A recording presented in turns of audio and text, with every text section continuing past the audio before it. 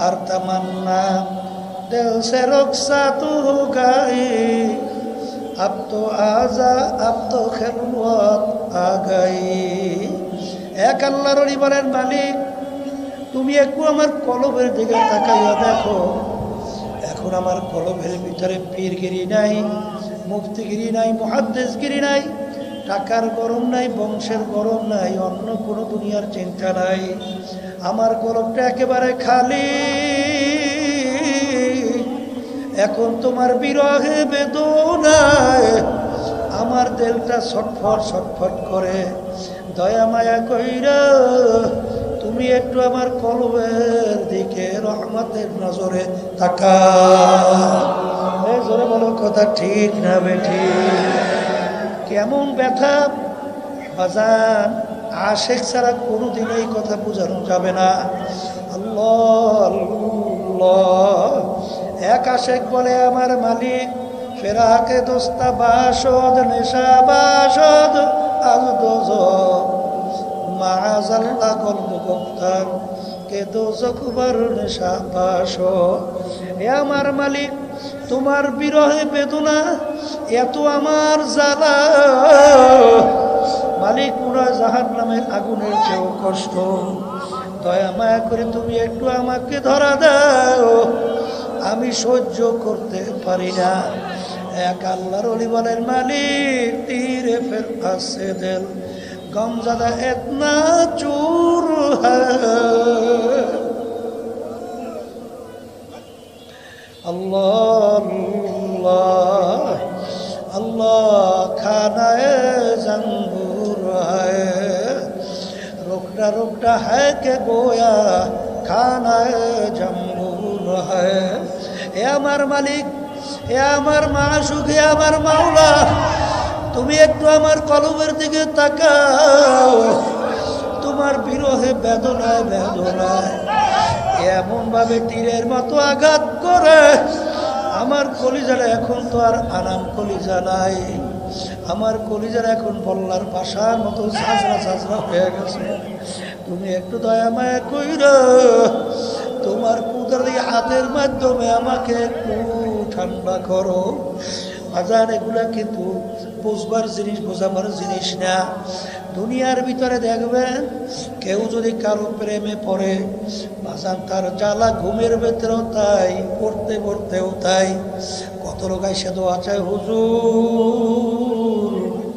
একটু দোয়া চাই ঘুমের ভিতরেও বলতে পারি না হাঁটতে চলতেও বলতে পারি না হুজুর দয়া দয়া করে একটু আমার জন্য দোয়া করেন বাজান এই ব্যথা যার ভিতরে জমছে সে ছাড়া কোনোদিন বুঝবে না বাজান এই লা ইলাহা ইল্লাল্লাহ এই কালিমার নূর এই আগুন যদি একবার সিনার ভিতরে ধরাইয়া দিতে পারো বাজান কোথায় হিংসা কোথায় রিয়া কোথায় তাকাপুরি কোথায় হুব্বে জাহ কোথায় হুব্বে মাল বাজান কোথায় রাগ বাজান কোথায় কি কোনোই খেয়াল থাকবে না বাজান যেরকম নাকি জঙ্গলের ভিতরে যে আগুন লাইগা যায় ওই আগুন কিন্তু জঙ্গলের ভিতরে কোনটা কাঁচা গাছ কোনটা পাকা গাছ এইটা তালাশ কইরা পড়বে না যা পাবে তাই পড়বে একবার যদি লা ইলাহা ইল্লাল্লাহ লা মাশুকা ইল্লাল্লাহ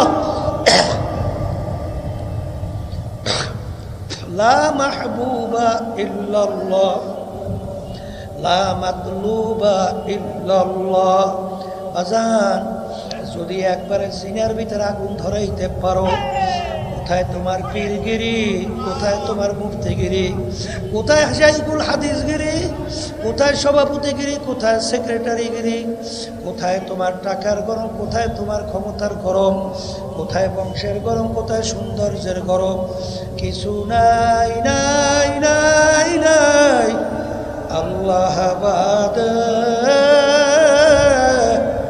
কেহ মাবুদ নাই हर तमन्ना दिल से रुखसत हो गई अब तो आजा अब तो खिलवत দুনিয়াদার পাগল আমার বাবারা, কোন দুনিয়ার পাগল হইছ, কোন দলের পাগল হইছ, কোন টাকা পয়সার পাগল হইছ, কোন সন্তানদের পাগল হইছ, কোন দলের পাগল হইছ, কোন দলের নেতা নেত্রী পাগল হইছ।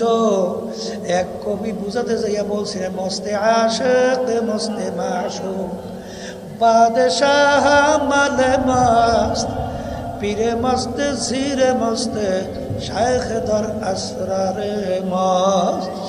এ দুনিয়ার মানুষ, দুনিয়া যত মানুষ বিচরণ করে সব কিন্তু পাগলের দল।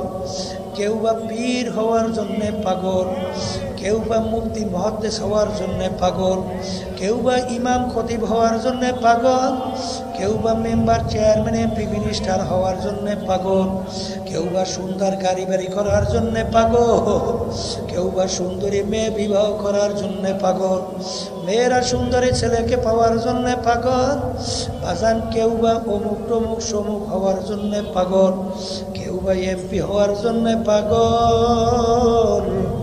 এ কবরের যাত্রীরা আর এক শ্রেণী আল্লাহর বান্দাবাদী দুনিয়া বিচারণ করে, তারাও কিন্তু একদল পাগল। তারা হইল আমার মাওলার পাগল।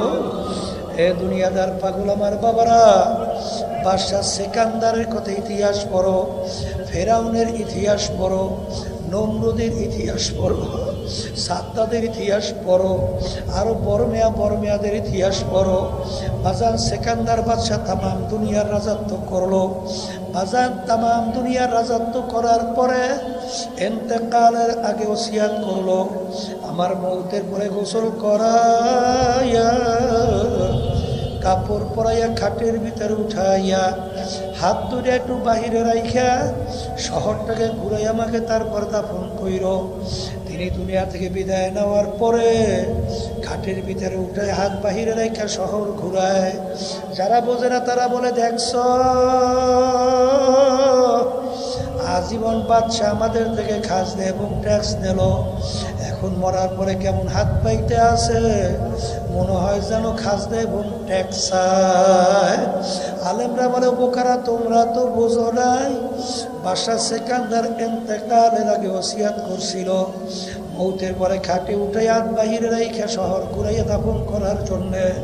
তিনি তামাম দুনিয়ার মানুষকে বুঝাতে চায়, ও তামাম দুনিয়ার মানুষেরা, আমি বাদশাহ সেকান্দারের মতো এত বড় বাদশাহ মনে হয় দ্বিতীয় আর কেউ হইতে পারবি না। তামাম দুনিয়ার বাদশাহী করলাম, কিন্তু আমি যখন কবরে রওনা করলাম,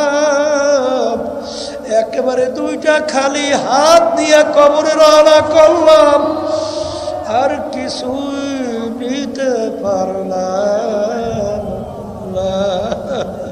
হে দুনিয়াদার পাগল আমার বাবারা, কোন দুনিয়ার পিছনে পড়ছো? এই দুনিয়ার সম্পর্কে মাঝে মাঝে একটু চক্ষু বন্ধ করে মুরাকাবা করো। দুনিয়া কিন্তু শান্তির জায়গা না, কেউ কোনোদিন পায় নাই, কেউ কোনোদিন পাবে না। আর দুনিয়া দারুল মেহনে ওয়াল বালা, দুনিয়া কিন্তু বালা মুসিবতের জায়গা, কষ্ট ক্লেশের জায়গা।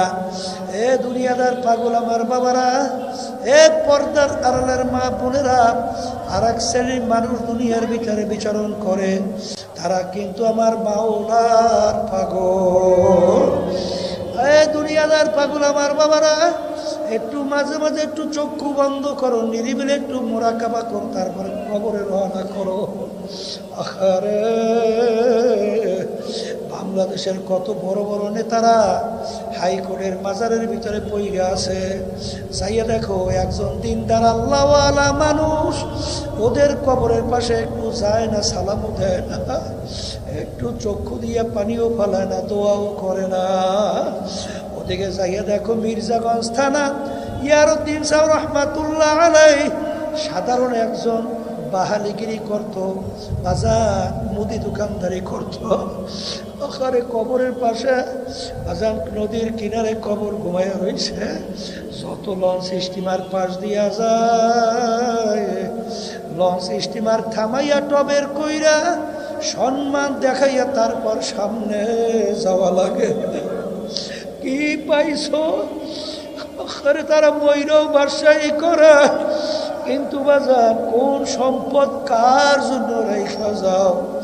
বাংলাদেশের ভিতরে সবচেয়ে বড় ধনীদের ভিতরে একজন যমুনা গ্রুপের মালিক। বাজার যমুনা গ্রুপের মালিক করোনা ভাইরাস আক্রান্ত হওয়ার পরে বাজার শ্বাস টানতে ছাড়তে যখন পারে না, তখন ডাক্তারকে ডাক দিয়ে বলে, ডাক্তার যদি তুমি আমার শ্বাস টানা ছাড়ার ব্যবস্থা করতে পারো, কাগজ কলম নিয়ে আসো, আমার সমস্ত সম্পদ তোমাকে আমি লেখা দেব। কিন্তু যত চেষ্টা করলো আর কিন্তু রাখতে পারে না। সাদা 3টা কাপড় দিয়া প্যাঁচ দিয়া মাটির গর্ভে রাখলো।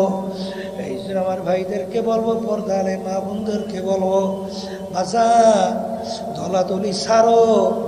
এক শ্রেণী আমার বাজানরা আছে দলের পিছনে পড়ছেন।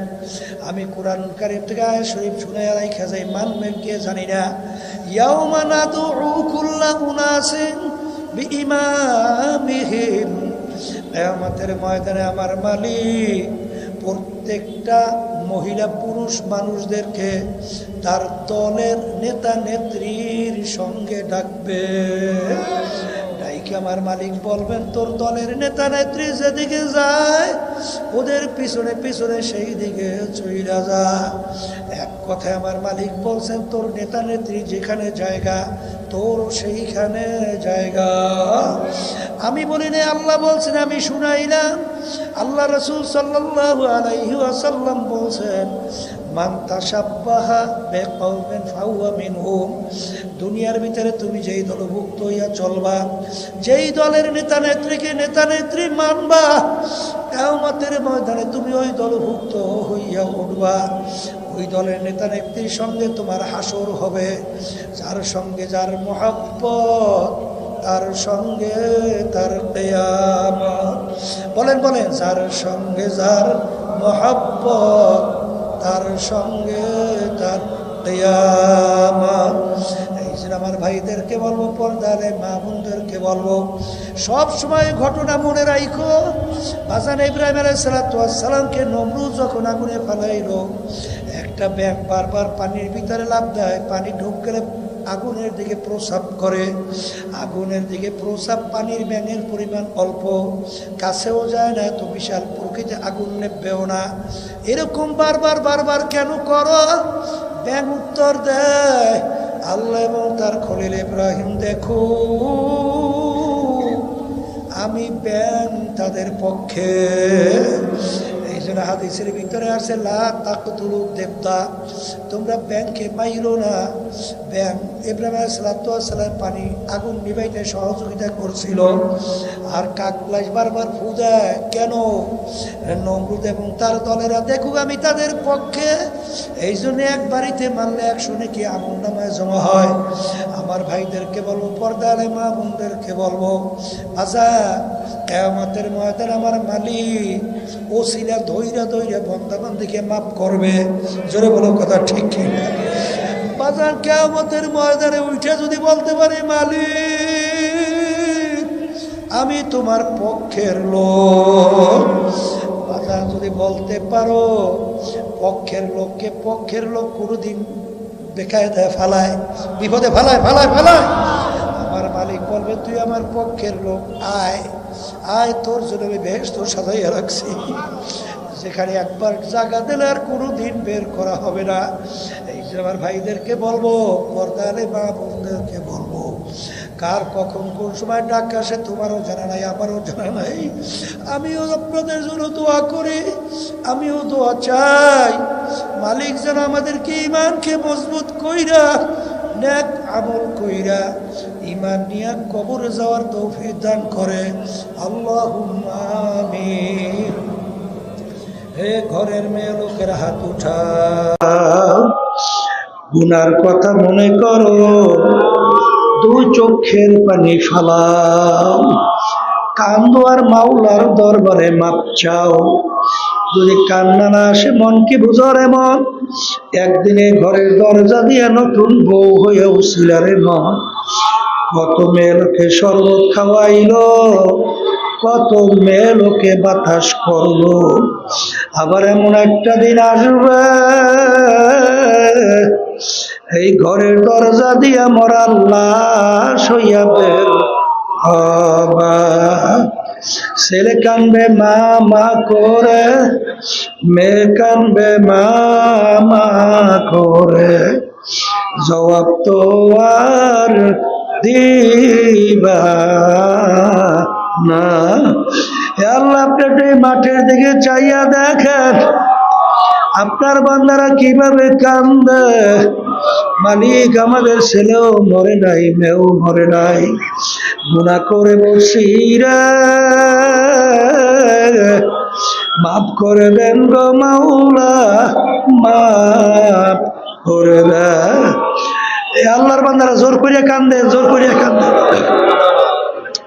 সন্তান মারা গেলে চোখে পানি আসে, সন্তান নষ্ট হয়ে গেলে চোখের ভিতরে পানি আসে। তোমার আমার গুনার কারণে যে জাহান্নামের আগুন জ্বলছে, চোখের পানি ছাড়া জাহান্নামের আগুন ঠান্ডা হবে না। আল্লাহ, যাদের উসিলায় মাহফিল হইল, যারা মাহফিলের জন্য চেষ্টা কাটি সাহায্য করলো, আমরা যেখানে মাহফিল উপস্থিত হয়ে গেলাম, আমাদের সবাই উপরে খাস মেহেরবানি নাযিল করেন আল্লাহ। আল্লাহ, আমরা হাত তুলছি জানি না এই উপস্থিতিতে কার আম্মা, কার আব্বা, কার দাদা দাদু, নানা নানু, আত্মীয় স্বজন ওই অন্ধকার কবরে শুয়ে আমাদের দিকে চাইয়া রইছে। মালিক, আমরা দোয়া করলাম, দয়া মায়া করে তাদের কবরকে বেহেশতের বাগান বানাইয়া দেন। হে আল্লাহ, যাদের উসিলায় মাহফিল হইল, চেষ্টা খাটি সাহায্য করলো, আমরা যারা মাহফিলে উপস্থিত হয়ে গেলাম, আমাদের সবাই উপরে খাস মেহেরবানি নাযিল করেন আল্লাহ। আল্লাহ, হককে আমাদের কাছে হক হিসেবে প্রকাশ করে দেন, বাতিলকে বাতিল হিসেবে প্রকাশ করে দেন। আমাদের সবাইকে হকের পক্ষে থাকার তৌফিক দান করেন। সুবহান রাব্বিকা রাব্বিল ইজ্জাতি আম্মা ইয়াসিফুন ওয়া সালামুন আলাল মুরসালিন।